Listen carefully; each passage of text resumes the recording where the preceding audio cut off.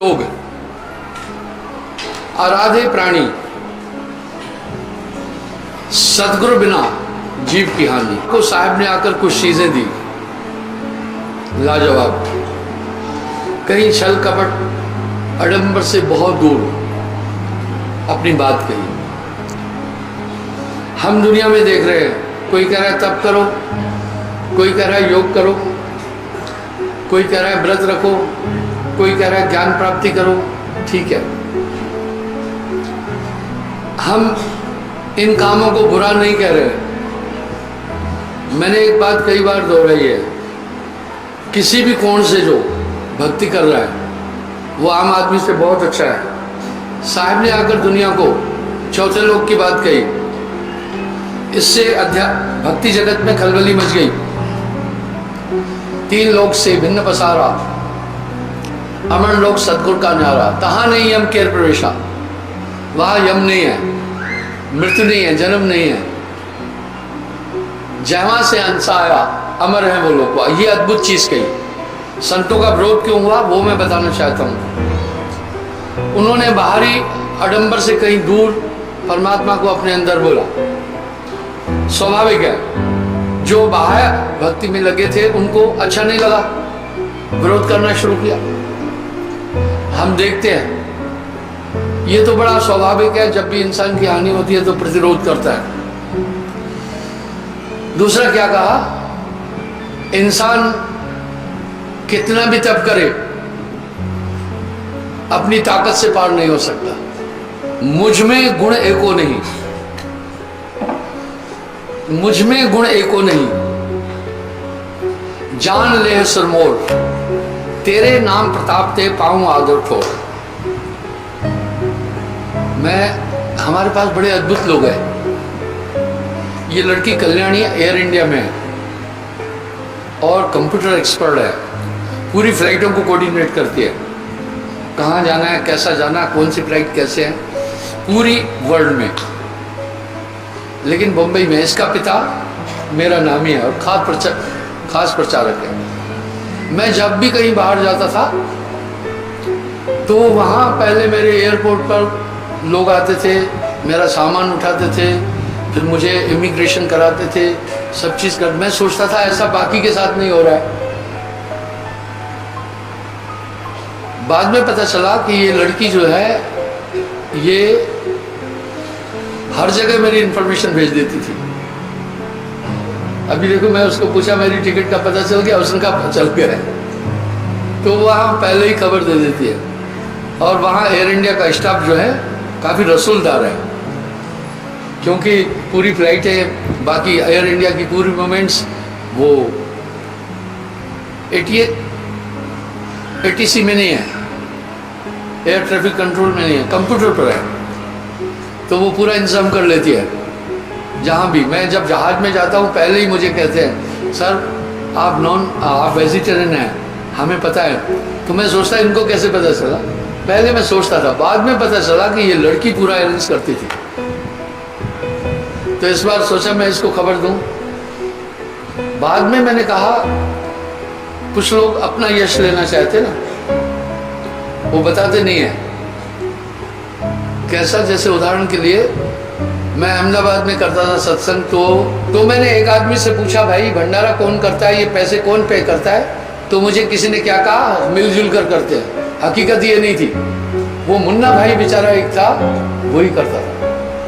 जब मुझे पता चला फिर मैंने कहा मुन्ना भाई तुम नहीं दोगे फीस, 21,000 मैं गिन के दिया था ना, तुम नहीं दोगे। वो बेचारा 5 साल से दे रहा था। तो कुछ लोग काम नहीं करके भी यश चाहते हैं, कुछ लोग ऐसे हैं काम करके भी यश नहीं चाहते। आप यश नहीं चाहो, चुपचाप काम करते चलो। आप मान नहीं चाहो, यश एक फल है। साहब करे फल कारण सेवा करे और जो याचे दाम, कहे कबीर वो दास नहीं समझो नमक है। तो इस तरह, पर इस लड़की ने कभी नहीं बोला, पहचान भी नहीं बताई कौन हूं, किसकी लड़की हूं। आती भी थी, मैं पहचानता नहीं था। फिर जब मुझे पता चला कि ये लड़की पूरा काम करती है तो मैं पूछा तो वो लड़की खड़ी हुई, बोला हाँ मैं हूँ कल्याणी। अच्छा ठीक है, आइए। सब साधन जुड़ते जाते हैं। आपके जीवन में भी एक चीज, मेरा करता मेरा साइया, मैं बताना चाहता हूं, शरण कबीर को धाये। वाह, सदगुरु की भक्ति में आता इलाही नूर सो पाए। साहिब के मार्ग की सबसे बड़ी बात बताना चाहता हूं मैं आपको।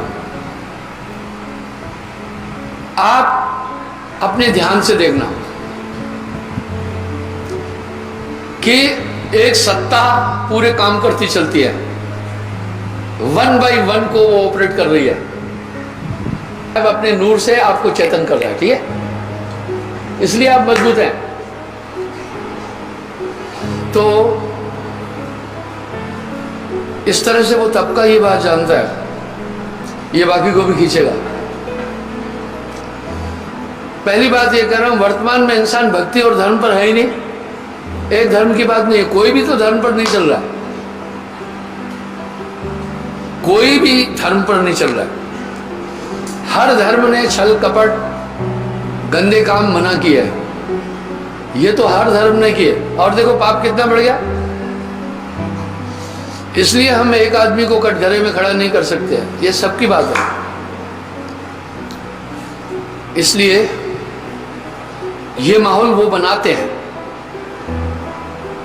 डेलिब्रेट बनाते हैं, ताकि आदमी उधर नहीं। कैसे बनाते हैं? चारों तरफ कहीं 10-20 आदमी इकट्ठे हुए, उधर बात उठाना शुरू कर देना, कहीं चौराहे पर बात उठाना शुरू कर देना, और कहीं गांव में एक आदमी है उसके पीछे लग जाना, उसको कह देना धर्म बदला फलाना, उसको टेंशन देना।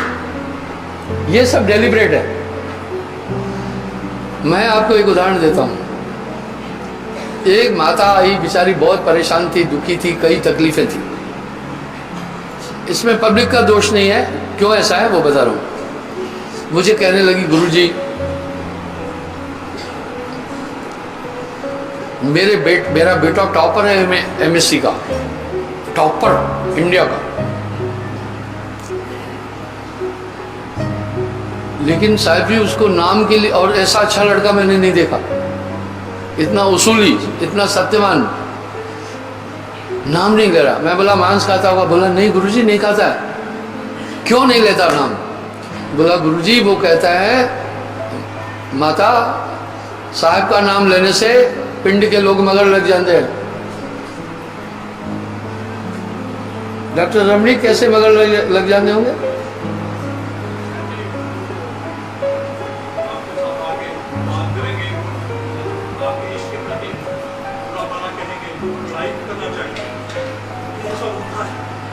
आपको अनुभव है, सुनो। और खिलाफ बोलेंगे तो वो उस बुद्धिमान था, उसने देखा जो एक दो बेचारे लिए नाम, उनके साथ ऐसा व्यवहार किया, वो हिचका, बोला मुझे भी तमाशा बनाएंगे। ये डेलिब्रेट है। मेरा जितना विरोध हुआ किसी का नहीं हुआ, कबीर साहब का हुआ।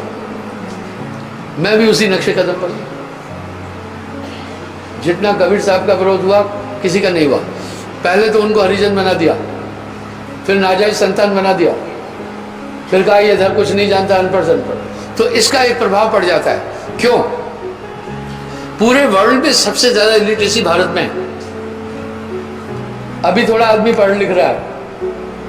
और आपको बताऊं, पहले मृत्यु दर भी भारत में ज्यादा थी बच्चों की। भारत में 30% बच्चे मां के पेट में मर जाते थे। बहुत गरीबी थी यहाँ। इसलिए अभी भी आप देखो जो माताएं 60 से ऊपर है, एक क्लास भी नहीं पढ़ी है। जो बंदे बुजुर्ग है, कोई मैट्रिक पास नहीं होगा, कोई 100 में 1 होगा। इसलिए यहाँ अफवाहें शोशे खूब फैलते हैं। इस पर जम्मू कश्मीर में तो ज्यादा है, क्योंकि यहाँ तामस भक्ति है, भूत प्रेतों की भक्ति है। इसलिए वो ये जानकर करते हैं। मैं एक बार देखा, मेरी गाड़ी थी, किसी ने देखा एकदम मुंह यूं कर दिया। मैं कहा यार ये तो ऐसा मुंह ऐसे कर दिया जैसे नूह सस सौरे को देखकर करती है, मामला क्या? बोला गुरुजी लोगों ने यहाँ फैला रखा है कि इसके पास हेप्टोनिज्म है, इल्म है, काला इल्म है, आंख मिलाई तो ये खींच लेता है।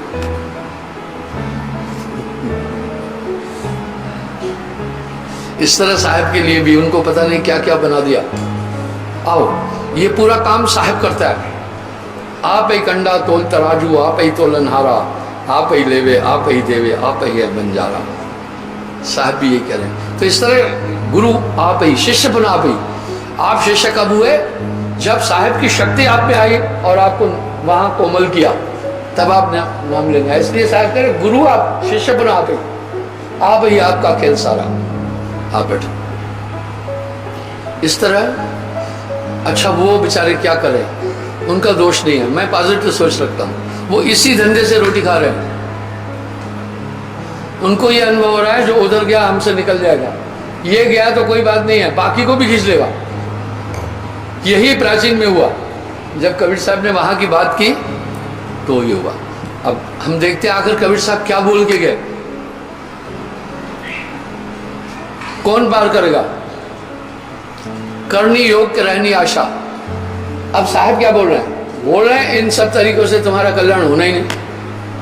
एक ही बात में समेट दिया, कोटिन योग आराधे प्राणी, बिन सदगुरु जीव की हानि। एक ही बात में तो खत्म कर दिया, चाहे तुम कितना। और फिर कहा काशी गया और द्वारका तीरथ सकल भ्रमित पुरा, तुम्हारा कल्याण नहीं होगा। अब ऐसी वाणियां सुनकर के नेचुरल कबीर साहब का विरोध होना ना, जिनके सभी ये कार्य चल रहे हैं। कोटिन, तुम्हारा हृदय शुद्ध नहीं हो सकता है, हृदय शुद्ध चाहिए। क्यों? हृदय क्या है? अंतःकरण। वो कौन सा? जो इंडिविजुअलिटी, मैं हूं, फील कर रहे हो, मैं मधु हूं, फील कर रहे हो, मैं डॉक्टर हूं, फील कर रहे हो, मैं रमणीक हूं, यह है हृदय। गुर बिन हृदय शुद्ध ना होई, कोटिन भांत करे जो कोई। एक कहावत है, हाथ कंगन को आरसी कैसी। हाथ कंगन को आरसी नहीं। माताएं बहनें, वो बहन जी ने टिकली लगाई है तो शीशे में देखा होगा, सिंदूर लगाया तो भी शीशे में देखा, लेकिन जब कंगन पहना तो शीशे में नहीं देखा। वो तो दिख रहा है ना। तो एक कहावत है, हाथ कंगन को आरसी कैसी। आरसी कहते हैं दर्पण को।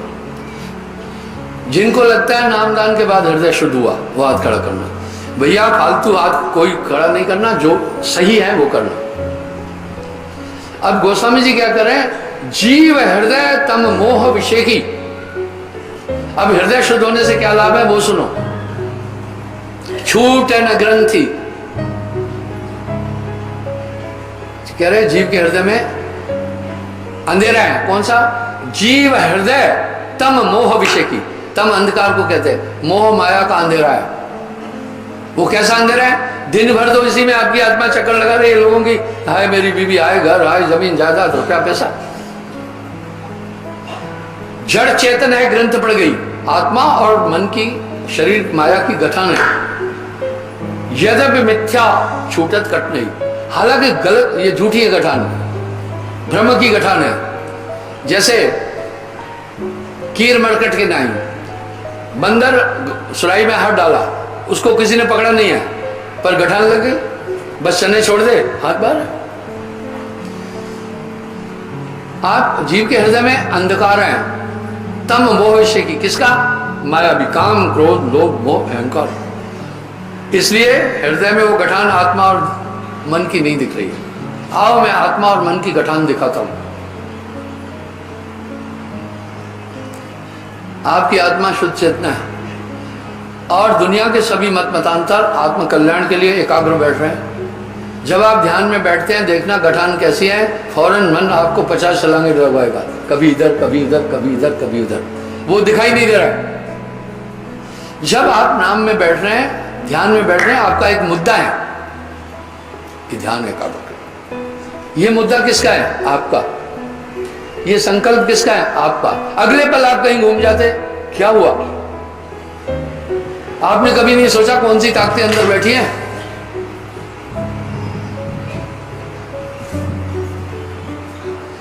जो मुझे इस तरह कर रही है। यहां कर रहे हैं कायागढ़, खोज मेरे भाई, तेरी काल अवध टर जाई।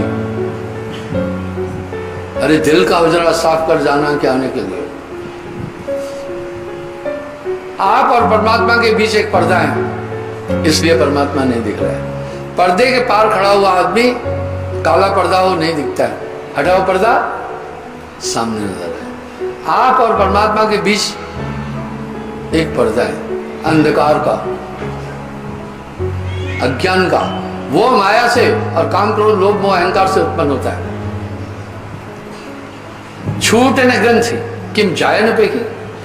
अरे वो गठानी नहीं दिख रही तो कैसे छूटेगी? उस अंधेरे के कारण। जब तुम ध्यान में और गुरु के नाम का दीपक जलाओगे तो अंदर की गठान समझ में आएगी कि मन कैसे मुझे मरोड़े दे रहे हैं, तब तुम स्थिर हो जाओगे। वाह। तो कह रहे हैं,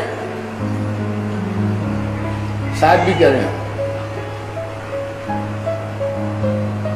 कायागढ़ खोज मेरे भाई, तेरी काल अवट टर जाएगी। काम, क्रोध, मद, लोभ सब है मिल, क्या तन ने करे ठकुराई।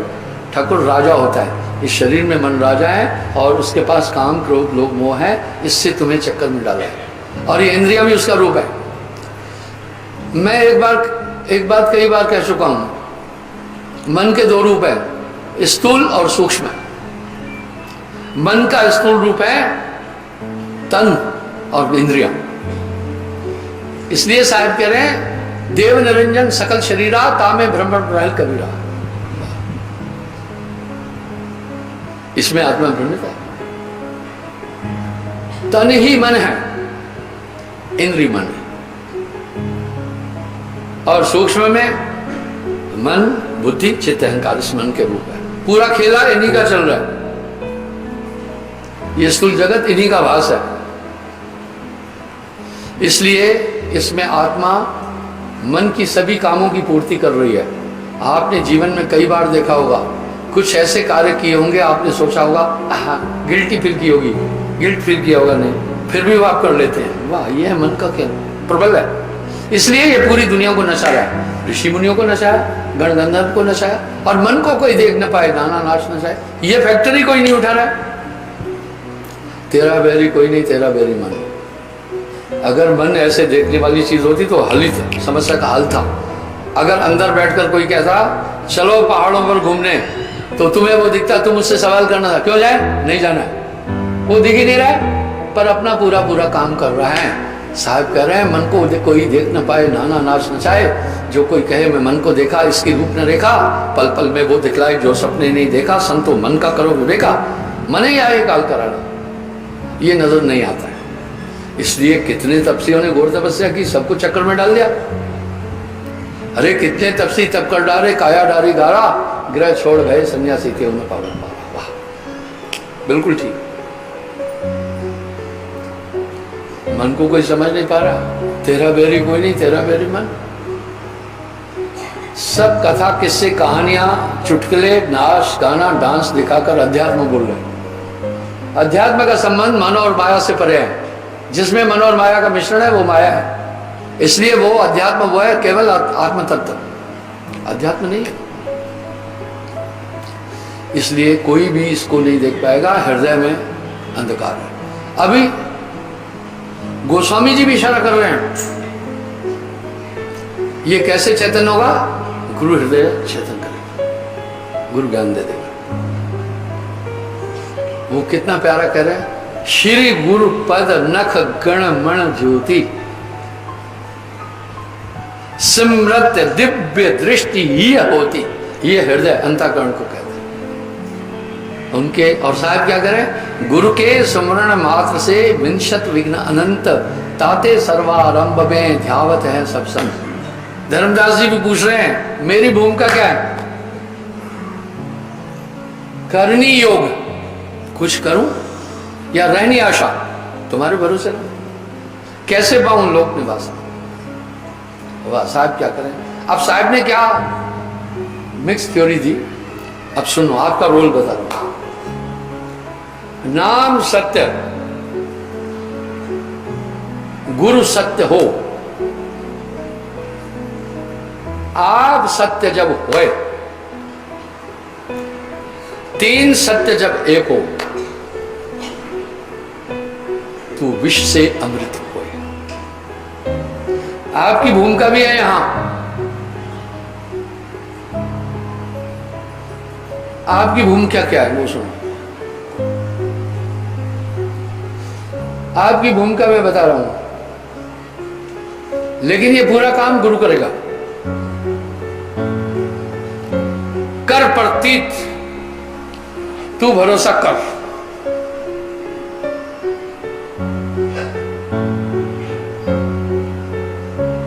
कर प्रतीत छुड़ाऊं तेरी, मैं यम से छुड़ा दूंगा, तू भरोसा कर। जब साहब पहली बार दुनिया में आ रहे थे तो निरंजन से गोष्ठी हुई। उन्होंने कहा भाई देखो ऐसा है, पहले बड़ा तकरार किया, किसी को पार नहीं होने दूंगा, मैंने सबको उलझा कर रखा है।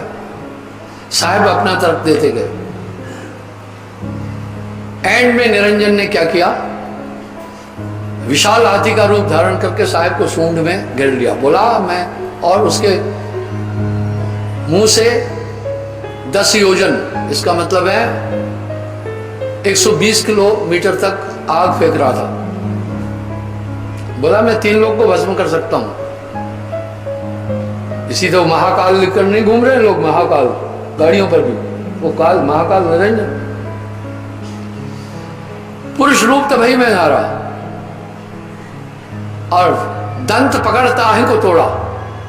साहब बोला मैं अपना वही रूप में आ गया, जौन रूप से सब है बनाया। बोला अपने रूप में आया, और सूंड पकड़ समुद्र में मेली। बोला उसकी सूंड पकड़कर समुद्र में, तब वो जान गया ओ साहिबा, मैं बालक कोटि भांत गरियावे, मात पिता चित एक ना आए। बच्चा कभी कभी माँ बाप को गाली भी देता है माँ को, लेकिन माँ सोचती है बच्चा है, और हृदय में नहीं रखती है। उसने भी कहा मैं नहीं जाना था आपको। बोला हाँ। निरंजन ने कहा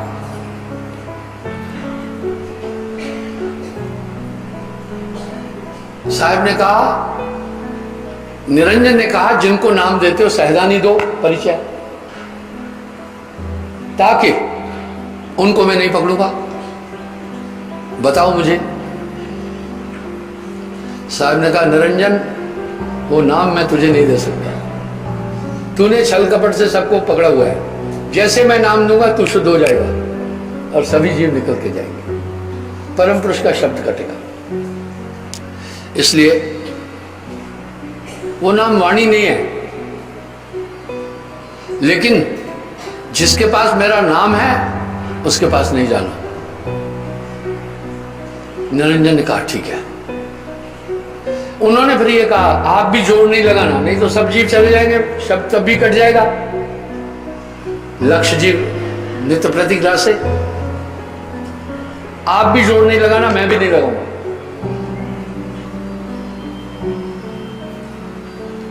जीव खुद आए, अंदर से ताकत आप खींचने की नहीं लगाना। निरंजन ने ये करार कराया, कहो तो लिखित में दिखाओ, ठीक है।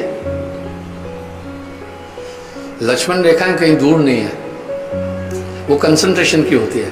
लक्ष्मण ने कोई जमीनी रेखा नहीं खींची थी, ये कंसंट्रेशन की रेखाएं खींच करके एरिया को भी क्लोज कर दिया जाता है। डॉक्टर रमणीक समझ में आई क्या बात? यही निरंजन ने वायदा कराया, अदरवाइज तो एक भी जीव नहीं रहेगा। थोड़ी तो ब्रेक और थोड़ा तो रुकावट दो ना, नहीं तो सब निकल जाएंगे, फिर मुझे भी ले चलो वहां।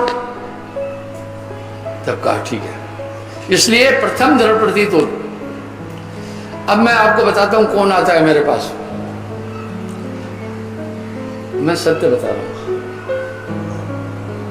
अंकुरी जीव होए धनरासा, वो जीव तुम्हारे पास अंकुरी आएंगे। जैसे लोहा चुंबक लोहे देत उठाई, इस तरह अंकुरी जीव खिंच के आएगा, खुद वो आएगा। इसको नानक देव जी ने क्या फरमाया, जिसका पूरब लिखिया सो गुरु चरण गए। हाँ, जिसका पहले लिखा हुआ है वो ही पैर पकड़े आएगा। अब ये कैसे, आप समझाऊंगा। या धर्मदास ने भी शंका की, महाराज जीव दो है क्या, ये अंकुरी और दूसरा जीव ये क्या है? बोला सुन धर्मदास, कई जन्म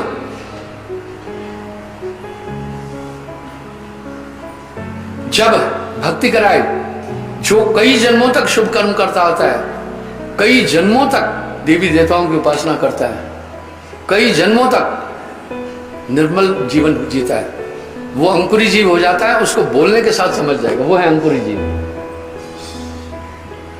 कोटि जन्म जब भक्ति कमावा तब सतगुरु की शरण में आया। इसी को नानक देव जी कह रहे हैं, जिसका पूरब लिखिया से गुरु चरण गए। अगर किसी से भी पूछोगे इसकी व्याख्या नहीं दे पाएगा। रमणी क्या ख्याल है, पूरब लिखिया क्या है, बता दिया ना। कहत कबीर सुनो भाई साधो, कहत कबीर सुनो भाई साधो, साथ संगत तर जाएगा, साथ संगत तर जाएगा। धर्म राय जब लेखा मांगे कि मुख लेके जाएगा, तू क्या मुख लेके जाएगा। साहब क्या करें, या तो साधु की संगत में आएगा तो मिल गई तो वो भी तर जाएगा, वो चाहे कैसा भी होगा तर जाएगा। यहां साहब क्या कह रहे हैं, कबरा संगत साधु की जो गंधी की बस,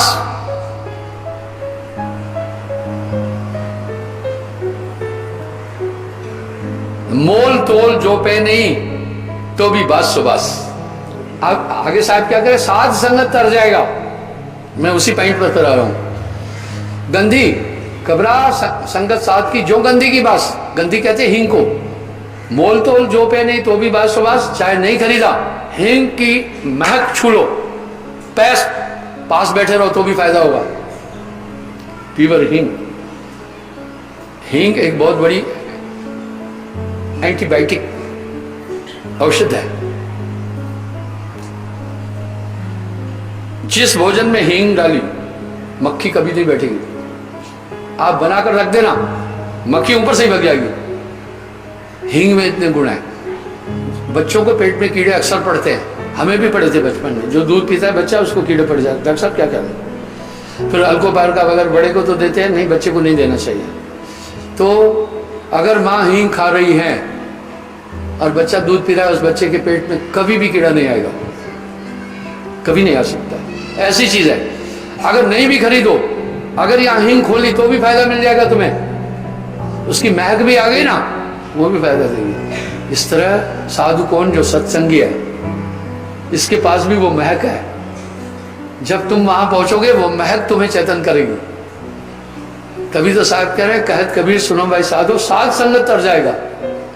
अगर नहीं भी खरीदी तो भी फायदा मिल जाएगा, लाभ मिल ही जाएगा। इस तरह यहाँ तो वो आते हैं, यहाँ तो जिनका पूरब लिखिया, यहाँ तो वो आते हैं जिन्हें कोई साध की संगत मिल गई। साध कौन, दाढ़ी बाज नहीं, इंद्रिय साधे साध कहा है, जो अपने को साध रहा है, अपनी मनवृत्तियों को साध रहा है, सत्य बोल रहा है, मांस नहीं खाया रहा है, सत्रष्टा है, वो साध है।